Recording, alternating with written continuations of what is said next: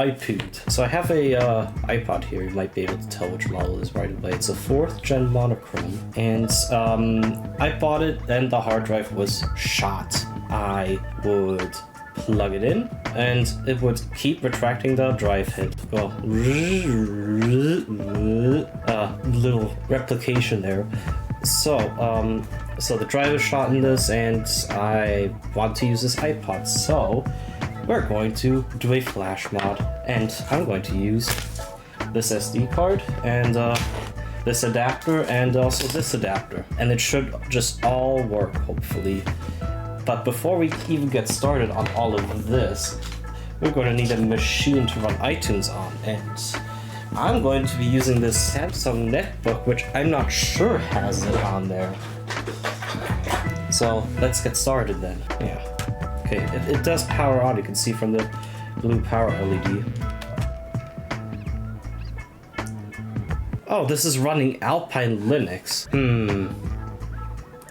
I guess I'll grab another machine in that case. This could be a subject for another video, but for our intents and purposes, right now, I'm not going to be using this. Why don't you say we grab another machine? It will be boring today. The IdeaPad, this very MacBook clone looking laptop, is actually very, very modern.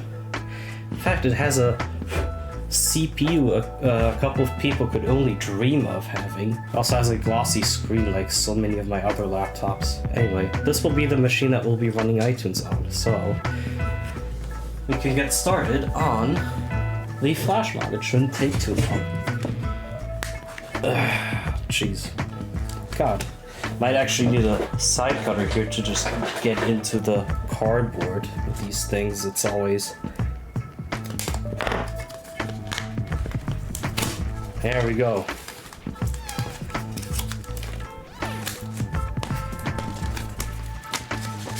I'll clean that up sometime. So yeah, there you go. And you definitely want to use Samsung instead of SanDisk for these flash mods, because SanDisk is bad for iPod flash mods. I speak from experience with an iPod mini over there that I can't show right now. It's in a pile of shit, and then this 5.5 gen was also originally running a SanDisk SD card until it wasn't because the file system kept corrupting itself, so it also has a Samsung SD card in there. Definitely don't use SanDisk. So we take our SD card, we put it in here. And I'm going to plug it into my PC. So, continuing where we left off, we have our SD card prepped. Now we need to put it into our first adapter, a SD to compact flash adapter. So that is going in right here, like this. And that's in there. We want to definitely push it in until it clicks. It's very recessed in this adapter, as you can see. And then our second adapter here is a compact flash to 1.8 inch IDE adapter. And one thing you definitely need to make sure with these adapters, well, first of all, make sure they have a master-slave jumper. And either snip this off and bridge these points underneath to permanently set it to master, or bend this jumper down 90 degrees so you don't puncture the battery. So it's a little higher than I think it does. Okay, but that's in there. The last 6 pins on this adapter are NC, that means not connected. So we have 6 pins on the right that are not connected, that are not going into this ribbon cable. Oh, and I see something. I need to shorten the plastic peg on here before this completely goes in.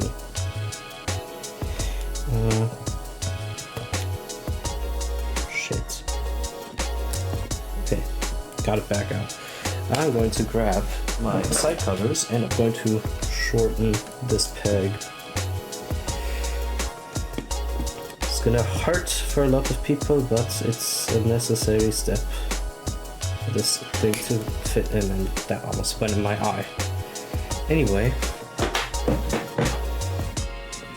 so with the peg shortened, this adapter should just fit in now. Again, making sure that the 6 pins on this side are not connected, because, you know, they don't connect to anything on this adapter. Oh, that's just how it's designed. I thought there was a little bit of damage, but no, this is fine. This is all looking good so far. Here we go. Undo hold. And it's already booted up and we have no file system. So yeah, just it will keep auto rebooting like this until I plug it into a machine. So I'm just going to connect it right there. The software required for communicating with iPods is not installed. Well, then install it. Go ahead, install iPod support. Yes, please. Let's see if it shows up here. iTunes has detected an iPod in recovery mode. There you go. I should just be, in theory, I should just be able to hit restore iPod and it will just work. Restore. iPod software 3.1.1 for iPod with click wheel. Accept, agree.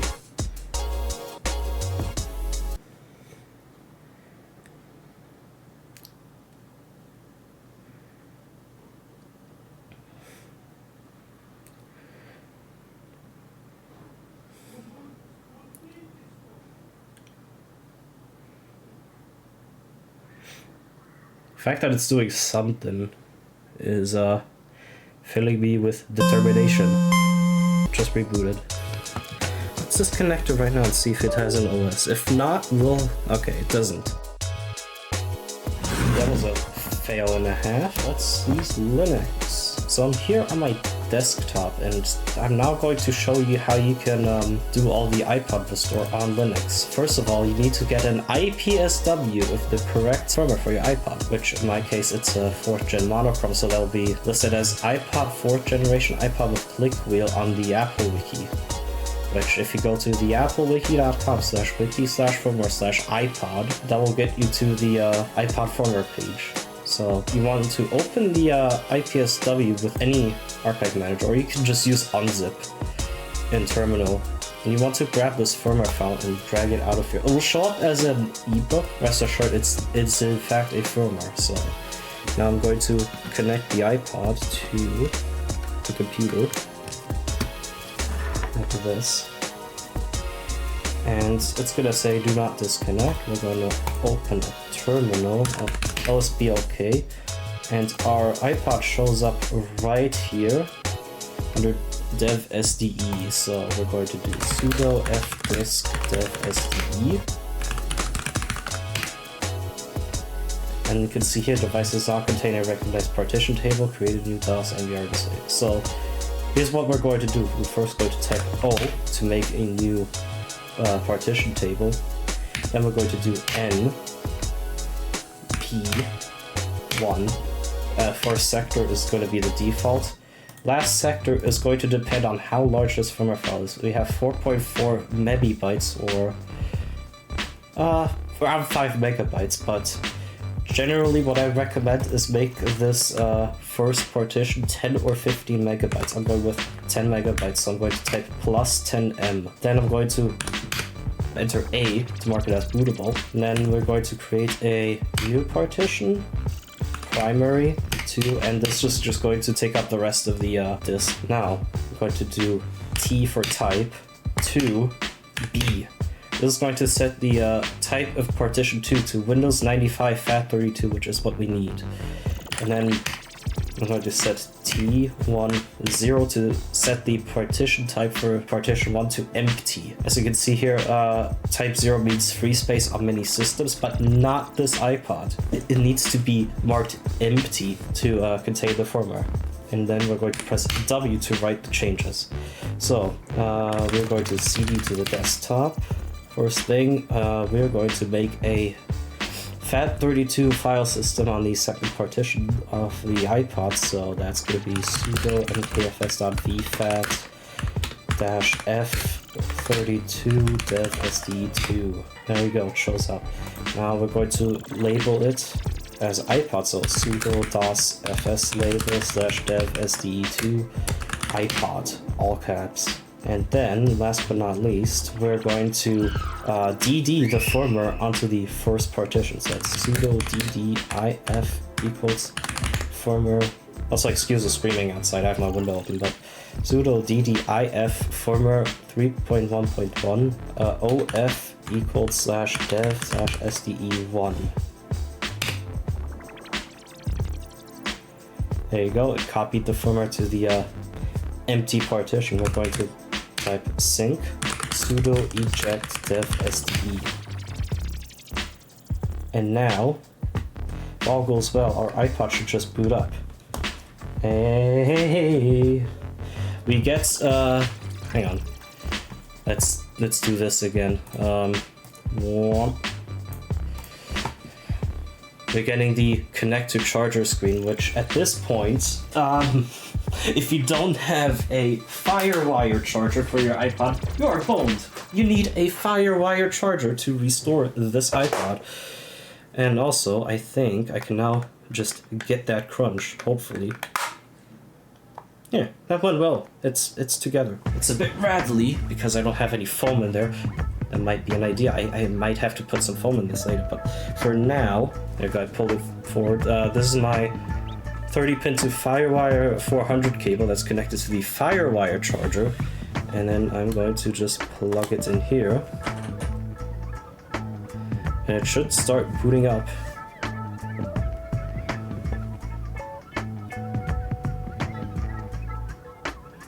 Yeah, there you go. It's showing the progress bar, which is the firmware initialization.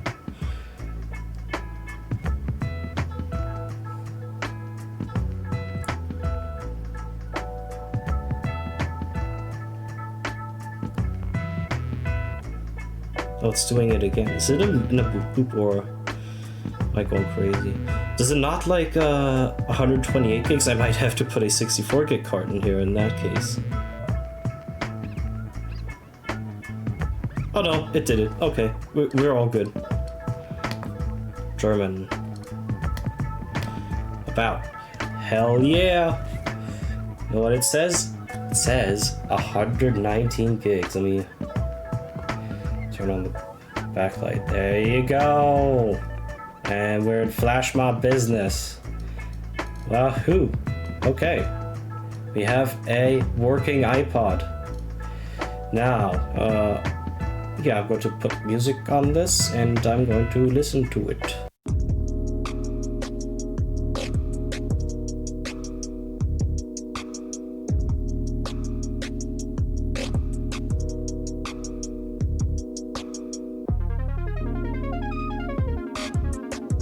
So, I'm just going to test it right now.